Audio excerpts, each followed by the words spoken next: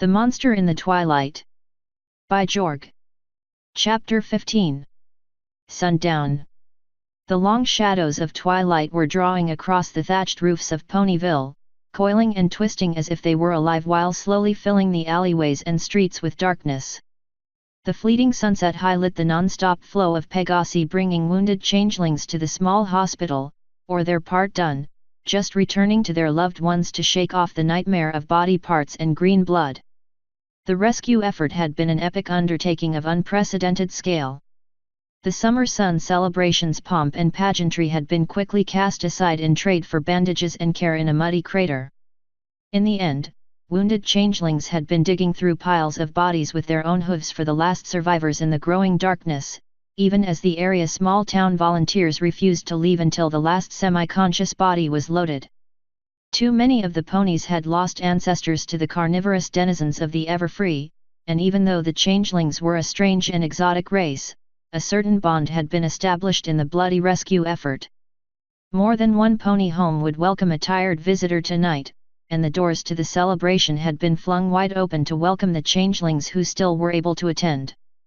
In the courtyard in front of the Ponyville Town Hall, a chariot pulled by 2 royal guard landed almost unnoticed in the tumult. Almost. "You can't park that thing here, ma'am." Princess Cadence, the rainbow-tailed Pegasus who had been directing traffic before dropping down from a nearby cloud, froze, uncertain whether to bow or salute. "No time, Rainbow Dash," snapped Shining Armor, with an uneasy glance at the setting sun. "Find Trixie and bring her to us." What if she's drunk?" Rainbow Dash looked curiously guilty, as if the question was not entirely theoretical. "Then drag her," snarled Shining Armor, with an uncharacteristic glower. "No need, Your Highness," came a slurred voice as a familiar blue-coated unicorn strolled out of Town Hall, just ever so slightly leaning to one side to counter an unexpected shift in her local gravitational field. Her peaked hat adorned with stars was cocked jauntily over one eye and her starry cloak waved behind her in a non-existent breeze, showing off her sparkling wand and star trail cutie mark that looked suspiciously sparkly, as if it had been recently touched up. There was a distinct moon shape to the shiny sparkles today, which went well with the amount of moonshine tucked just a few feet away in her belly. "You," declared Cadence angrily, "are drunk." "I beg your pardon, pretty pony princess." Trixie carefully adjusted her hat to a more jaunty angle which almost resulted in it falling off. "I am only presently partly plastered. By dawn, when we all perish, I shall be positively permanently pithethed and potted. Besides, isn't you supposed to be somewhere else tonight?" The blue unicorn turned her back on Princess Cadence and squinted at the setting sun skeptically. "I'm going to miss that. Shining." There was a hint of iron in the normally light and fluffy princess voice that struck a note of warning in Trixie, but before she could even turn around, she felt a well-practiced spell slap against her side. Then began the pain. Shining Armor had a practiced military edge to his voice that cut through the boosted hangover like a razor. "Just in case you're wondering, you little snipe. That's one of the guard's sober-up spells. We use it on trainees who decide to go out and celebrate a little too close to their duty time. Ow! It's fairly simple. All of the hangover, in about 10 minutes. Kill me. Or 2 minutes, if the caster is a little rushed, like us. You bastard. Since I know you can hear me now, and are paying attention," said Cadence in a flat, level tone, "I'm going to say this exactly once. Aunt Celestia is coming to town at dawn. I don't know what she's going to do, but you're going to support her in any way you can. Sober. My guards are going to back you up every step of the way. Good luck with that, princess. My guards abandoned me the minute they had an excuse to go play hero in the woods." Trixie's voice was very quiet, but all 4 legs were splayed out for support and she did not waver in her bloodshot gaze. "Made any friends?" When Trixie did not respond, Princess Cadence looked up at where Rainbow Dash was directing traffic. "Oh, Rainbow. How has my aunt's little student been behaving this year? Honestly, she added as the Pegasus squirmed in discomfort. All right, grumbled Trixie quietly, as if not to disturb her head for fear it might fall off. I scared the birds, criticized the decorations to the point where the fashion fanatic locked herself in her creative cave, got the old apple baker so upset she dropped her false teeth in one of the pies and we still don't know which one. I think the arrival of those wounded weird bug ponies was an actual improvement. The fire wasn't as bad as last year, added Rainbow Dash in a doomed attempt to be helpful. It's really been pretty quiet all afternoon right up until the boom. A pink glow surrounded the cloud, and Rainbow was lifted up to an altitude more appropriate for traffic control and less suited for eavesdropping. Cadence dropped her voice and leaned in close to her aunt's student. Trixie, please listen to me. I know Aunt Celestia, and I trust her. She made me promise to go to Cavalia tonight, just as she had you come here. She must still hold out hope that somewhere deep, deep, deep inside of you there is a tiny spark. A very tiny spark, mostly drowned in bourbon. Hey! Trixie managed a weak smile. I'm not that deep. Cadence gave the little blue unicorn a soft hug while Shining Armor looked away with a sour grimace. I don't know how she does it. Every pony Aunt Celestia touches seems to light up like the sun. I never thought you would ever survive being her student this long, with all the partying and showing off you did. But you always came back to her, every single time. Anything she can do, I can do better. The small smile that emerged onto Trixie's face like the sun coming out from an overcast sky vanished into a shudder. With a very small voice, she asked, what if we die? Every pony dies. Cadence rested a hoof on Trixie's shoulder and smiled. Even alicorns. What matters is how we live. Yeah, right. If this works, alive or dead, I want that statue. Trixie gently poked Princess Cadence on the shoulder. Cadence smiled despite herself. This will work. And I'll get you that statue. 30 feet high in alabaster and marble. 40, responded Trixie reflexively before looking with bloodshot eyes at the setting sun. Look. You and Shining Blockhead should get going. You did promise, and the last thing you want to do around this town is break a promise. I'm not talking to you until you apologize to Gummy, sounded a distant voice. This place is crazy, muttered Trixie, continuing with a scowl at the serious look from Princess Cadence. I promise I will be a good little obedient student, and do what Princess Celestia told me to do. Cross my heart with frosting and hope to something, stuff a cupcake somewhere uncomfortable or whatever. Good. Start with apologizing to every pony you insulted this afternoon. Ignoring Trixie's outraged expression, Princess Cadence produced a small piece of cellophane and floated it over. And one last thing. Gee, thanks your highness, said Trixie, holding the wrapper in her magic as if it were a dead fish. You could have at least left the candy inside.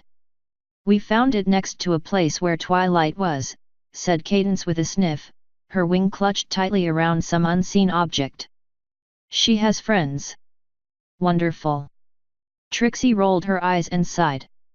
So you think little Miss Skybreaker has a sugar source, and you want me to track them down while making 5 unsuspecting friends while waiting for a 1,000-year-old possessed evil goddess to return while staying sober. Piece of cake.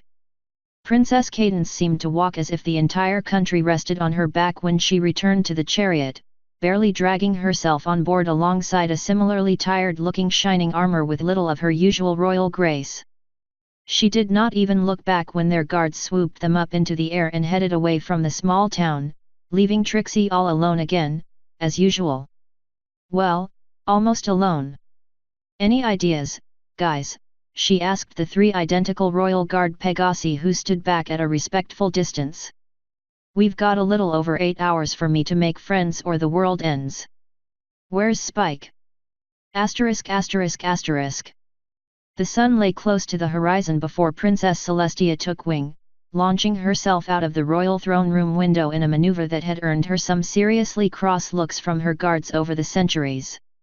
As the hour drew near, the crushing despair that had slowly crept up on her over the last few years was beginning to fade. Gold and silver wreathed the solarium in glorious fire from the setting sun, a benefit to not having the evening clouds brought out to paint the sunset in pastel shades. Beauty beyond any planned painting brought by tragedy and death, a dichotomy of logic that held her thoughts while waiting to put her beloved son down for the last time. She watched the sky while the last of her Pegasi returned, flying with tired, shaking wings as they brought the last few chariots and carts loaded with wounded back to the scattered manors and estates who had opened their doors to the strange ponies. It was disturbing to think of how the changelings had infiltrated her own beloved ponies, even so far as to have a presence within her own castle. 7 times tonight, various servants or bureaucrats had timidly begged permission to speak privately with her, only to reveal themselves as changelings and beg for forgiveness while prostrated face down before her hooves. The first time had been a cold shock, by the third she had begun to recognize the signs, and by the last, she had simply embraced the startled changeling and ordered a blanket amnesty. There was a world of difference between knowing of a race, and feeling the soft crinkle of thin chitin as they leaned into an embrace, feeling as warm and loving as her beloved son. There was little room left in her mind for the regret of not being able to learn about them before. Oblivion. Will my son welcome us into its embrace as I carry the nightmare and hold us both forever, or will it simply burn us to ashes? If there is any tiny fragment of Luna inside, will she forgive me for my actions? At least the two of us can be finally together, forever. The sky had been clear of her Pegasi for several minutes now, and she could feel the impatient itching of her son to rest after the long day. With a weight in her heart like lead, Celestia touched her magic to the sun for the last time, holding it gently until it was below the horizon. Then it was time for the moon. Even before she raised her will, the smooth curve of Luna's moon eased up above the horizon, gliding into its proper place. Good evening, my sister. I'm looking forward to our meeting. You are not my sister. Celestia looked calmly at the risen moon, with the weight on her heart lessening by the minute while her destiny approached. You are a monster who only deserves destruction. Come to me at dawn, and I will see you get what you deserve. ******. The halls of the Ponyville Hospital were buzzing with activity, from the low buzz of sedated changelings in beds to the quiet buzzing of the occasional ambulate changeling assisting the doctors and nurses as best they could. Picking her way through the cluttered hallways, Trixie could barely suppress a shudder at the streaks of green blood that clung to far too many disposed bandages and flaked in dry smears along the floors. After asking, directions several times, eventually she opened the door to a room to find her little dragon with a pair of nurses attending to a badly injured changeling patient lying on its belly on the bed. Or at least it looked like they were attending to a patient. Asked, demanded, same thing. It took a few minutes of gape-jawed amazement to realize one of the yellow Pegasi nurses had to be a changeling, even after it spit a blob of green goo across the fractured chitinous back of the changeling patient lying sprawled out across a hospital bed. She had to choke back a startled cry as Spike then leaned forward and gently blew a faint green fire across the gooey mess, which promptly hardened and charred into a black material while the bedridden changeling gave a sigh of relief. Is that better now? The soft voice of the other changeling even sounded like Fluttershy in a creepy way as it gently patted the blackened goo, which gave a thumping noise like rubber. The wounded changeling nodded, and the two changelings exchanged nuzzles, making Trixie's stomach churn even worse. 3 bugs, 1 dragon. Time to subtract a dragon from the equation and get to work. Come on, Spike, she grumbled, trying not to look at the battered and bizarrely bandaged changeling or the 2 identical nurses. We've got a job to do. Any idea where we can find the real Fluttershy so I can apologize for whatever I did to make her run away crying this afternoon? Apologize? The little dragon's eyes narrowed and he peered at Trixie intently. Who are you and what have you done with my Trixie? I'm serious, Spike. Cadence ordered me to go apologize to every pony I insulted this afternoon. That could take weeks, said the dragon with a smirk. Or we could just tie you up in front of town hall, and sell pies. You can apologize while they throw, and I can build up my hoard. We might even be able to find that set of teeth. Spike. Look, ditch your little bug buddies and let's get moving. We haven't got much time. The little dragon crossed his arms and sat down firmly on his chair. You can start right here. Fluttershy, I don't believe you've ever been properly introduced to my bossy boss, Trixie. Trixie, this is Tallgrass and Fluttershy. Or maybe that's Tallgrass and that's Fluttershy. The flare of green as one of the two yellow Pegasi transformed into a changeling with a slightly twisted wing made the real Fluttershy eep in surprise and try to hide in her own mane. Hello, Fluttershy. Trixie fidgeted before launching into a quick apology. I'm sorry for making your birds fly away. Now come on, Spike. I've got a lot more of these to do. What about last year? Asked the dragon, tapping one claw. Oh. And scaring them last year too. And the year before last, she quickly added as the dragon opened his mouth. The thought of Princess Celestia standing at the solarium, tears streaming from her eyes as she looked into the sky seemed to somehow overlay across the sad-looking Pegasus, and Trixie added without thinking, "Can you forgive me?" Well. Yes. The words were almost inaudible, but the tiny smile that came with them made Trixie feel warm inside her heart. Probably a side effect of that darn sober-up spell. ******. In the Everfree, the sounds of pounding hooves echoed through the trees along the path where a fuzzy purple unicorn fled her memories. Little pebbles scattered in all directions as she clattered down a slope and through a small stream before flinging herself under a thick bush at the sound of Pegasus wings from above. Close behind galloped a zebra and 5 little ponies, all of whom panted to a halt outside the bush. Monster! Apple Bloom poked her face into the bush, only to recoil as a blue spark snapped across her nose. Ow! I just wanna see if you're hurt. Maybe if we snuck up on the other side of the bush, offered Scootaloo. An attempt to follow her own advice ended quickly in another electrical zap. Pony Pile! Shouted Featherweight, folding his wings up from his hovering spot above the bush at the same time the rest of his friends pounced into the bush. Various grunting and struggling sounds came from behind the green leafy obstruction while the zebra fidgeted nervously outside, until the rustle of hugging small ponies died down into a soft mutual, "ah-ah-ah-ah-woo-woo. She's so soft and fuzzy now." The sound of the flying Pegasi far above the forest canopy died off into the distance before Monster spoke. "Sorry." Apple Bloom's voice whispered, "That's okay. You're just scared." Scared? There was more rustling from inside the bush, and some sniffing. "Sorry." The sky continued to grow darker as time passed. It was nearly black before Monster slowly plodded out of the bush. "Sorry, Mom." The zebra smiled while patting the fuzzy unicorn on her shoulder. "My daughter, I love you without reservation, but these little ones we must return without hesitation. Come out, young ones, and let us make haste. We have a long ways to go and little time to waste." The bush remained silent while Monster looked innocently up into the darkening sky, only eventually turning to look into the zebra's eyes. "Sleeping?" At the continuing stare from her adoptive mother, she floated out the 5 sleeping little ponies from the bush and placed them gently on the grass. "Sorry." Above in the sky, the sun finally finished its trip below the horizon and darkness embraced the Everfree forest. *****.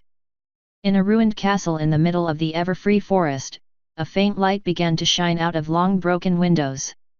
Despite the long absence of living beings, the cavernous room was almost clean of dust or cobwebs, merely empty and waiting as it had been since centuries ago, except for some stones. It was time. Darkness was rising. 5 ordinary stones glowed faintly, with less light than a firefly. Although titanic forces could be focused through their crystalline structure, the elements themselves were nearly powerless. Only when connected to their counterparts could they be unleashed. They began to call. Hundreds of creatures across Equestria stopped what they were doing momentarily as the call went out, then returned to their activities as if nothing happened. Most of them were ponies. A few were not. The elements were not complete. One of their number had not called. It remained, silent as always, lurking in places unseen. Waiting. It had been betrayed before. It would not be fooled again.